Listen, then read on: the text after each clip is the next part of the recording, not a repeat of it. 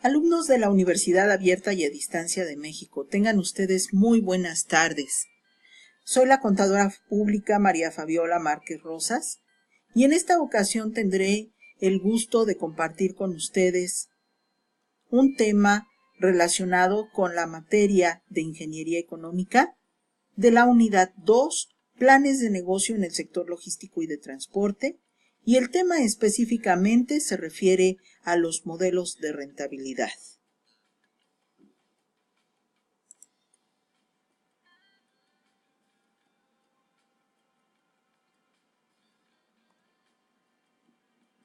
Rentabilidad económica. Los ingenieros en logística y transporte necesitan contar con múltiples herramientas que les permitan dirigir las empresas en el camino logístico con muy buen éxito. Para ello, es muy importante conocer sobre la cadena de suministro, es muy importante conocer sobre los modelos matemáticos, sobre la oferta, la demanda, pero una de las herramientas que les permite precisamente conocer cómo funciona la empresa, cómo dirigirla, cómo establecer estrategias y políticas, precisamente es la evaluación, la medición de la rentabilidad económica. De tal manera que ésta apoya al ingeniero y permite medir la capacidad generadora de una renta de lo que son los activos de las empresas y también los capitales invertidos.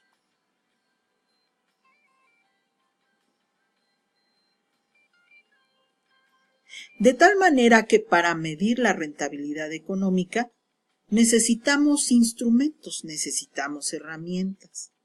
Estas herramientas se llaman ratios o también razones.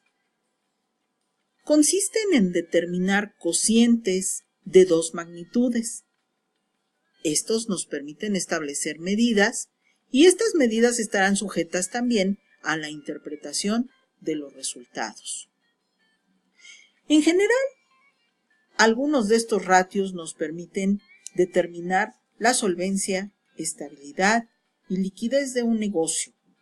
En el caso específico de la rentabilidad económica, los ratios nos permitirán conocer el retorno sobre los activos, sobre el capital propio, sobre la inversión, sobre las ventas.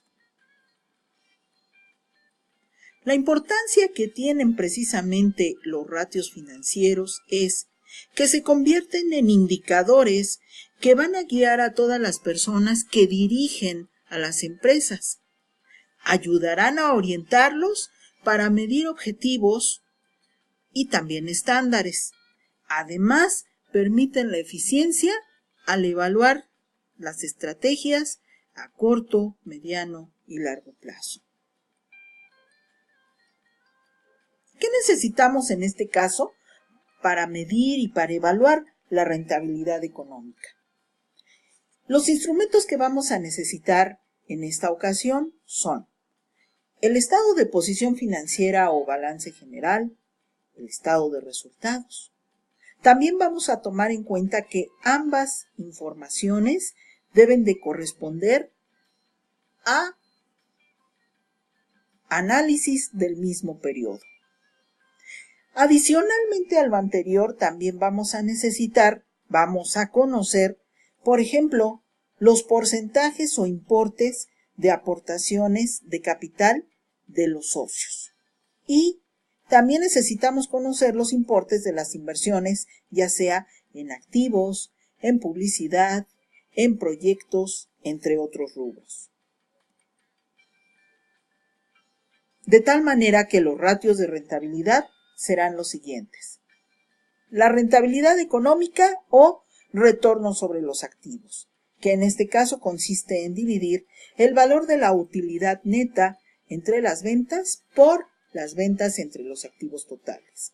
Después tenemos la fórmula del retorno sobre el capital propio, donde ocuparemos precisamente el resultado que obtuvimos en la anterior fórmula y la vamos a multiplicar por el cociente que resulte de dividir el importe de los activos totales entre el capital en acciones ordinarias.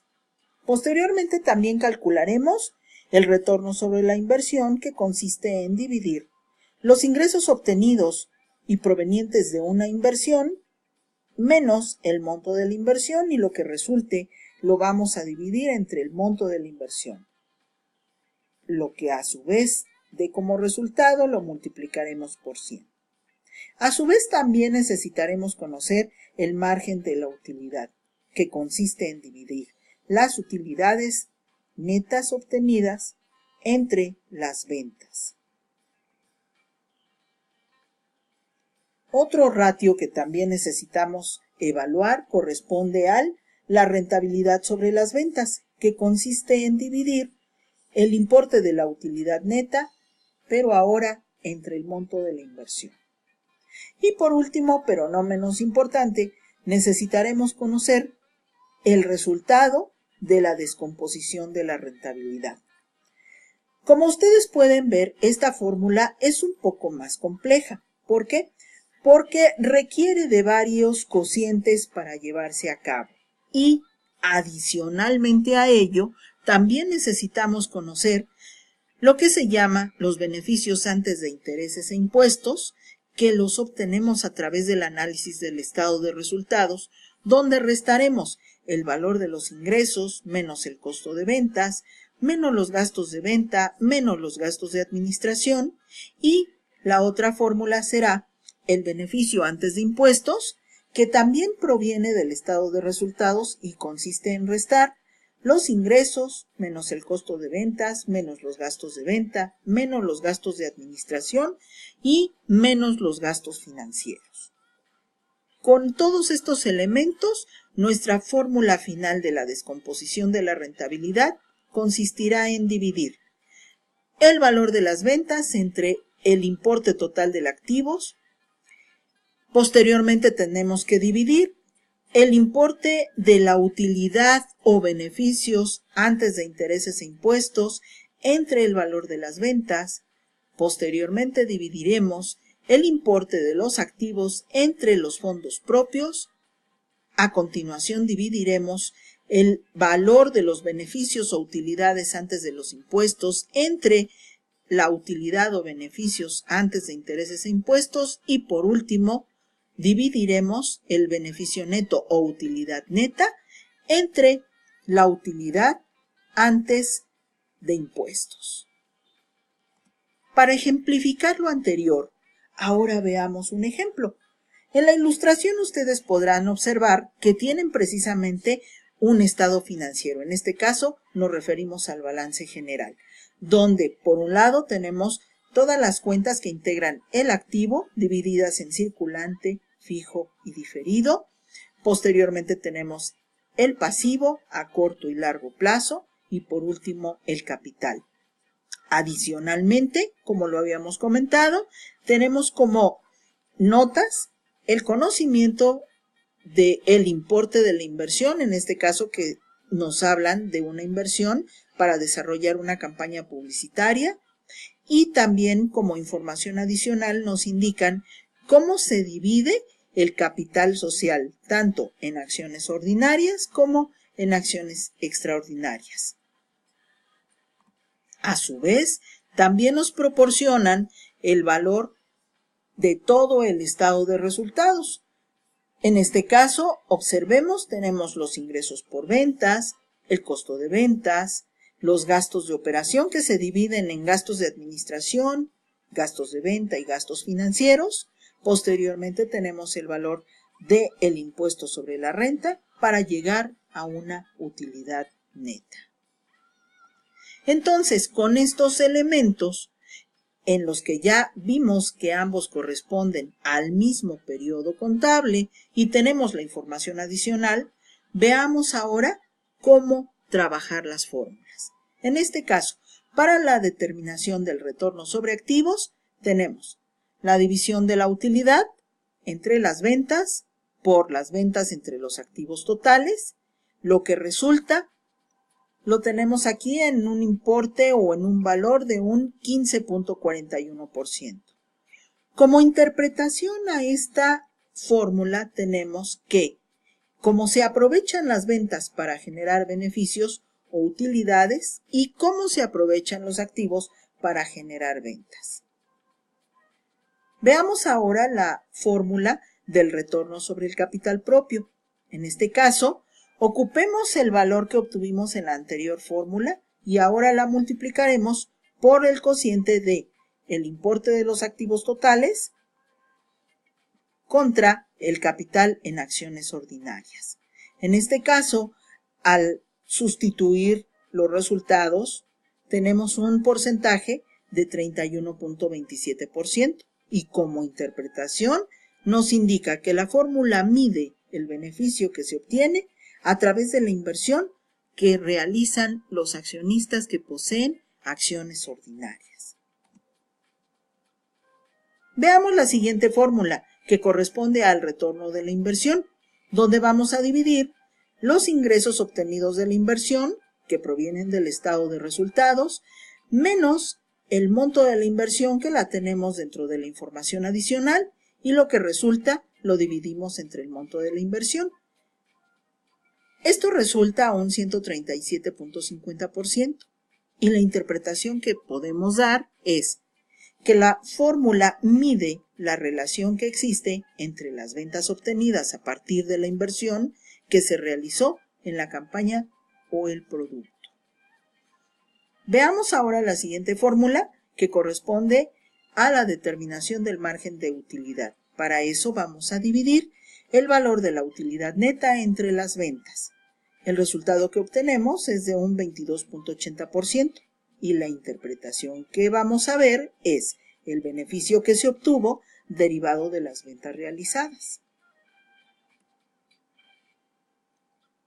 El siguiente ratio corresponde a la rentabilidad sobre ventas. Para ello, dividiremos el valor de la utilidad neta obtenido del estado de resultados ahora entre el valor de la inversión que tenemos en la información adicional.